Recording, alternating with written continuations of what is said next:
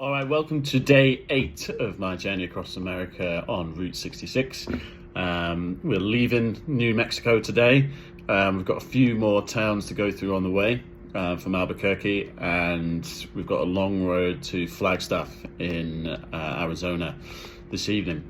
Lots to do today, but the main priority is the drive and getting to Flagstaff because we're going to be there for 2 nights, and then see if we can get up and have a look at all of those beautiful places in Arizona, and using Flagstaff as our base, essentially. So I've had a request from Elliot to talk a bit more about the history of Route 66. So Route 66 was commissioned just after the First World War in 1920, and they wanted this huge unbroken highway to cut right through the heart of America, and it was completed in 1926. The original road was like a lot of it was made of mud. It was a mud road, and people talk about the commercialization of Route 66, which I actually find quite funny because of course it's commercial. The whole thing has always been commercial. There's always been people trying to earn a buck in whatever way they can, and that's where all of these small towns kind of sprung up along those roads, along the highway, and in its different iterations, some people's businesses went out of fashion. So originally, when they first started paving the road, literally wild horses, literally going past wild horses right now, paving the road. So when they started paving the road with concrete and tarmac, there were people who had towing businesses that were really unhappy about it being paved, because they knew they were going to go out of business. But that's just how capitalism works. And in the end, Route 66 fell victim to capitalism. They needed a quicker way to go through the country, so these big interstate highways were built, meaning that you could get to places a lot quicker. And all of the truckers, all of the people who wanted to go across the country, they started using those, and all of the money from all of the tourism just completely fell out of those towns. But in the 40s, 50s and 60s, it really was in its heyday. But in the 70s, that's when the interstate highways were first starting to be built, and that's when there was a large decline in Route 66. But it was still massively mythologized, and it meant that people would still use the roads. But I would say now, 60 years after its decline began, I would describe it as a really cool, very long, immersive museum.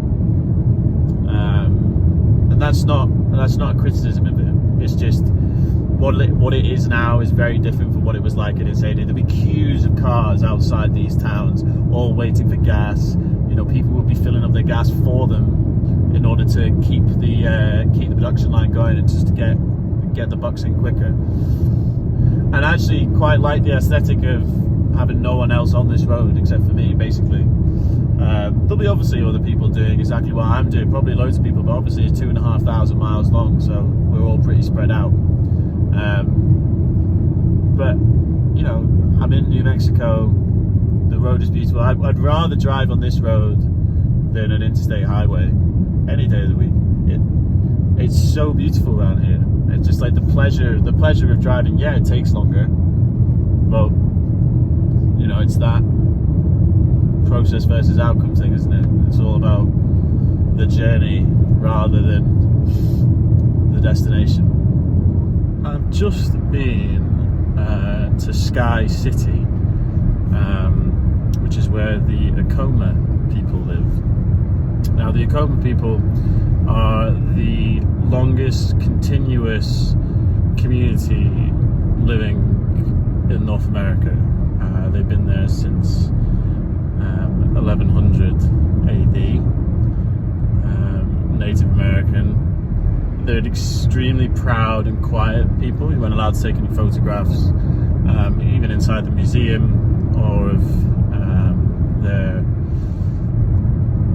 very private community. It's a gorgeous place, like up on a huge rock in New Mexico.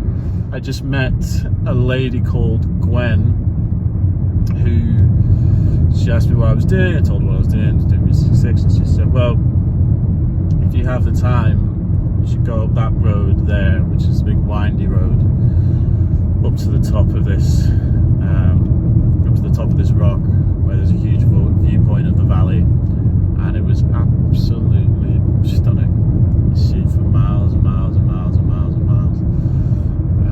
And then she gave us some directions to get back onto Route 66. So, yeah, really great meeting Gwen of the Acoma peoples. She did pottery.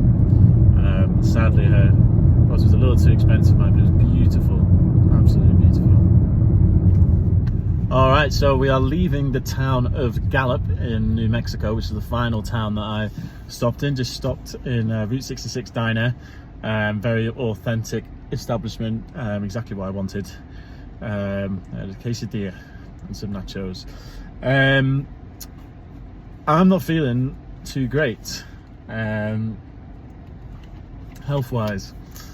I think I'm coming down with something which is a little bit concerning, but hopefully it's nothing too serious, and it's just a combination of sort of tiredness, driving for so long, and the heat. So we'll keep an eye on it. I've just seen a sign here as I'm leaving Gallup, that says, "Don't make Gallup an abortion destination," which shows you the values of the town. But the next place we'll be stopping is in Arizona, and as I'm not feeling so great, I am thinking about ploughing on to Flagstaff, which is where I'm staying tonight.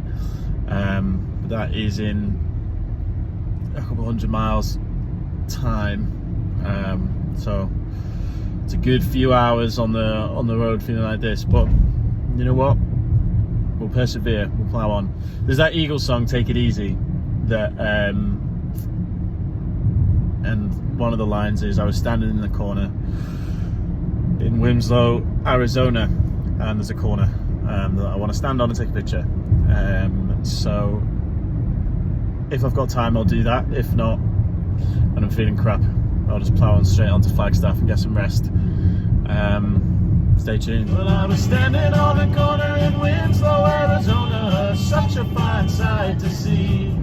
I'm currently traveling to Flagstaff, where my room for the night is. Room for the next 2 nights, actually. About 50 miles away, but before I get there, there's a meteor crater, which is 4,000 meters wide and 576 feet deep. So I'm just going to have a look at that as it's on the way. I'm pretty shattered, but I have picked up in the last hour or so. So hopefully my illness isn't terminal. Stay tuned.